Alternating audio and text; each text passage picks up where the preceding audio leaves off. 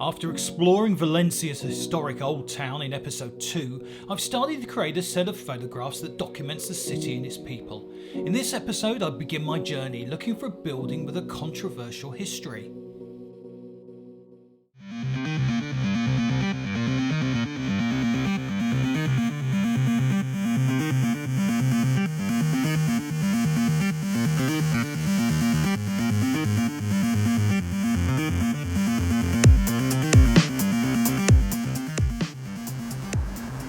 This seems to be a more modern part of the city. There's lots of the more recognisable kind of shops down here, little fashion stores and everything like that. I found a Costa coffee, so regular viewers will know how much I like my Costa coffee. But mind you, the coffee in Spain is very, very good. And that's it, we found it. There is the Bullring. Right, let's cross. No, let's wait. I was sitting, drinking coffee at the diner across the street.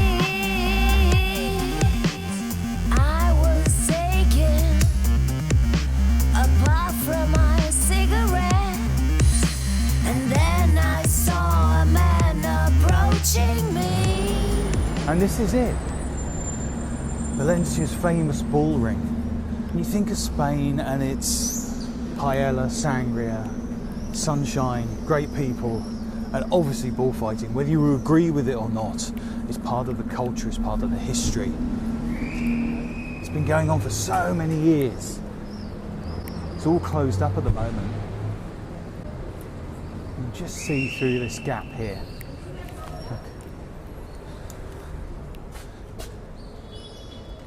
Personally, I don't agree with bullfighting, but there's no doubt it's been a big part of Spain's culture.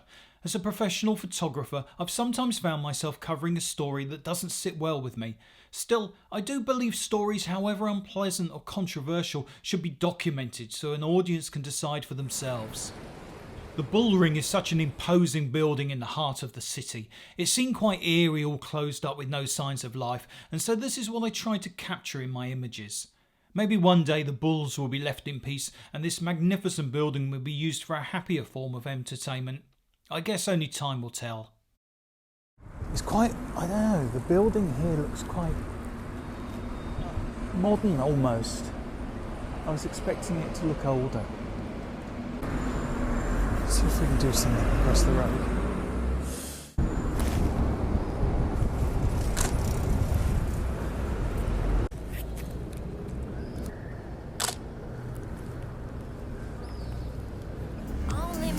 He said, my name is Aladonsky, it's nice to meet you.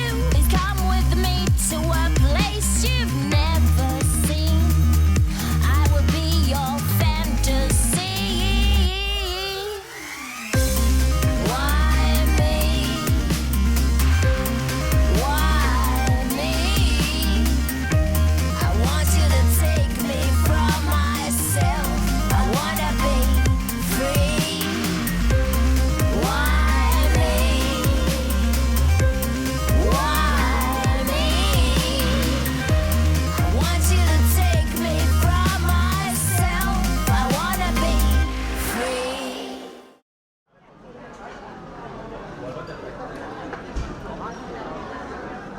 I head back into Valencia's narrow streets and make my way to the silk market. UNESCO declared it part of humanity's heritage, and I've heard it's a masterpiece in civil Gothic architecture. I'm flying, I see the stars are crying, I see colors running through me. I feel the love running all over my body. Mr. Aladonsky, you're somebody. And I think I'll get some nice photographs in here. The silk market or silk exchange was built in the 15th century, Valencia's golden age. We've all heard of the Silk Road, and Valencia found itself in the perfect location to distribute silk from China to the rest of the continent. It was designed as a shrine to commerce, and its every feature is considered symbolic. For example, it's been seen as an image of paradise, with the columns as trees and the vaulted ceiling as the roof of heaven.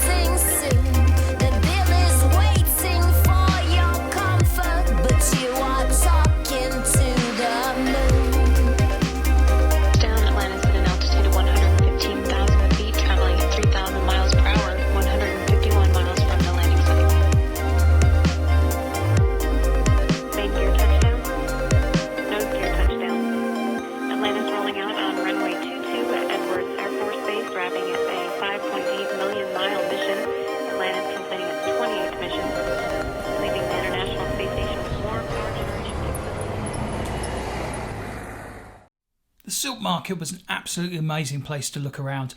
Those columns reminded me of ropes from a ship, or the silk as they are flowing down from the heavens above. It looks absolutely brilliant. Yeah, so the light was pretty dark inside the hall when I was exploring around. And in an ideal world, I would have used a tripod just like one of these. Or this. Or a little one like this.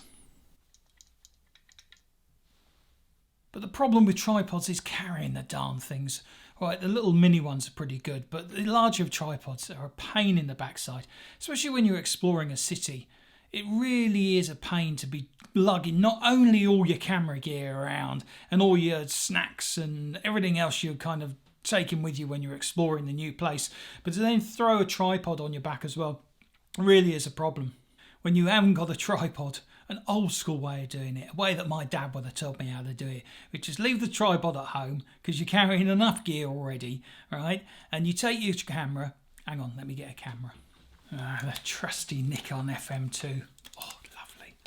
Bit dusty. Should really get some film for this. So the alternative way of doing it, and the way that I did it to take these photographs that you've just seen me do, is to grab your camera. You find a suitable ledge, okay? Like that. It could be a side of a wall like that. Okay, I was using one of the columns actually.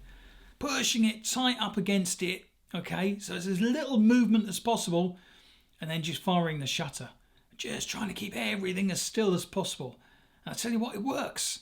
Right? It's not ideal, trust me. But then again, it's not ideal to be carrying a heavy tripod around all day, and you're only going to use it maybe once. So in these instances, that's what you need. Put it on there like that.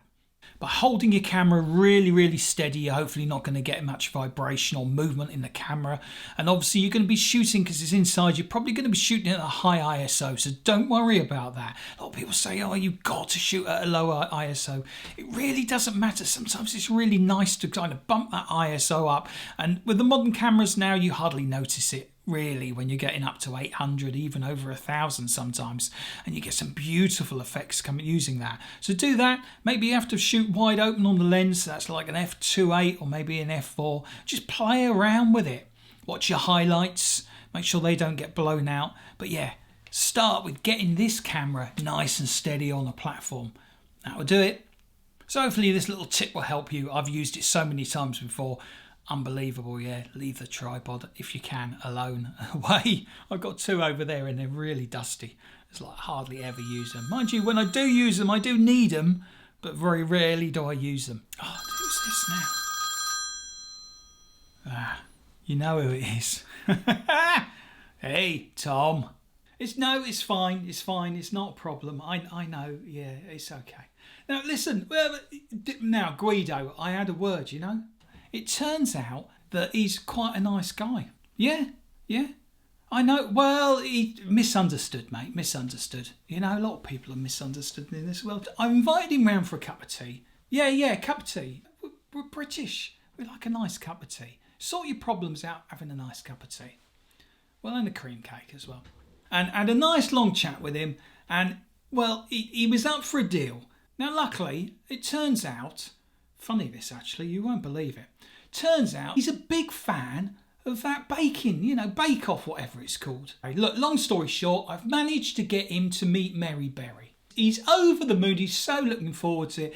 And in return, he said he's going to leave you alone. I know, perfect. No, you don't need to thank me. Yeah, so he's probably tucking into a nice, you know, jam roly-poly or a spotted dick as we talk.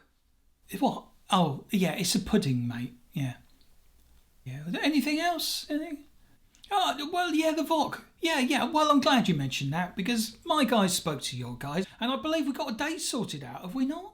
Well, I'll look forward to that, yeah. Oh, and by the way, happy Halloween. I understand you Americans like Halloween, yeah. Suspenders?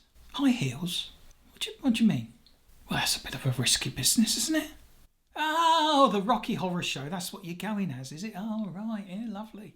Oh, well, you have a nice time then, and hopefully we'll catch up very, very soon. Yeah, I'm looking forward to it, mate. Right, you want one of those puddings? Well, I'll see what I can do. I'll have a word with Mary.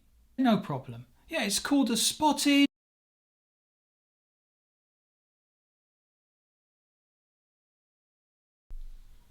Hey, I hope you've enjoyed travelling around Valencia in episode 3. You can go and check out episode 1 and 2 and a few trailers that way. You can leave us a like if you've enjoyed watching. Thank you very much. And you can also subscribe down here.